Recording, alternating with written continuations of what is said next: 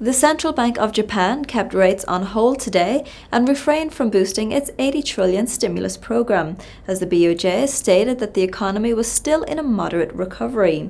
Joining me on the line now is Stuart Allsop from BMI Research in Singapore.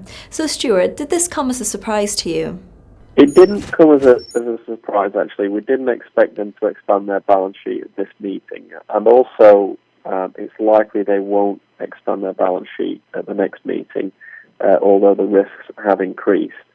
The way that the BOJ sees things at the minute is inflation is being kept down, kept low by low oil prices. And they've repeatedly said in the past that the impact of low oil prices, we shouldn't really read too much into this.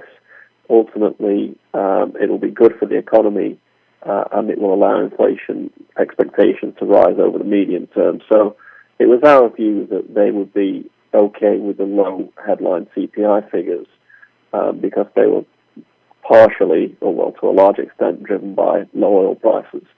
GDP contracted 0.3% quarter-on-quarter in Q2 as exports and production were affected by slowing growth in emerging markets. Do you see the last 2 quarters of this year performing any better? I mean, likely to bounce and probably come in above zero. But really, our view for Japan growth is that it's going to struggle to get above 1% anytime in the foreseeable future.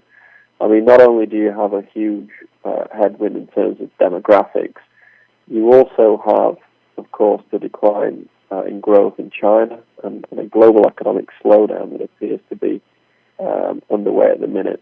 But I think more importantly, domestically, you have a very unstable production structure, which is not something we can easily point to in terms of any data, but it's our view that Japan's extremely low interest rate, very, very low, or actually negative real interest rates, are sending some contradictory signals to the real economy. And as a result of that, it's unlikely that we're going to see a productivity boom in Japan. And in fact, productivity is going to remain very, very low as a result of the very easy monetary policy that's in place.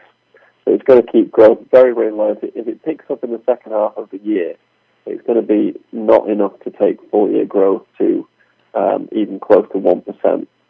Some analysts believe it won't be long before the BOJ announces additional stimulus, maybe even October this year. What are your thoughts on this? It's a tricky view, actually, this, because on the one hand, we think that Japan needs to expand its QE. And the reason for this is that they need to buy the bonds that the private sector is selling and that the finance ministry is issuing every year. So they have a huge fiscal deficit. Somebody will have to hold those bonds. And without additional quantitative easing, this will mean that interest rate or bond yields would rise quite significantly. In fact, we've seen today just the fact they didn't expand QE, bond yields rose as a sign that they're really in need of additional money supply. So on the one hand, the BOJ will find itself increasingly needed to prevent bond yields from rising, therefore by printing money. On the other hand, they're likely to see, in our view, inflationary pressures begin to rise. And this is going to put them in a very difficult position where they could be meeting their inflation target. That's not likely just yet, but I think they're probably going to be on their way to increasing inflation expectations over the medium term. At the same time, they're going to need to implement more QE. So it's our view at the minute that they will probably refrain from doing any more stimulus this year, but they will need to maintain control of the bond market by early 2016.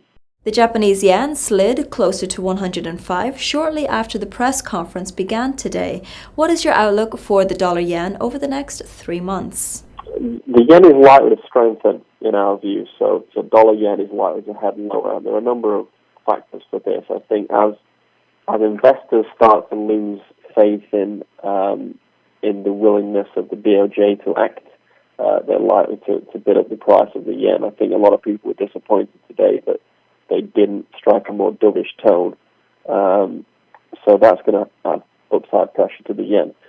At the same time, the yen has proven recently that it is still a global safe haven currency due to its huge current account surplus, its lack of external debt. And we think that with the global financial markets looking quite shaky, global equities potentially positioning for another leg lower, that should provide some support to the yen. So dollar yen could fall quite significantly over the coming months.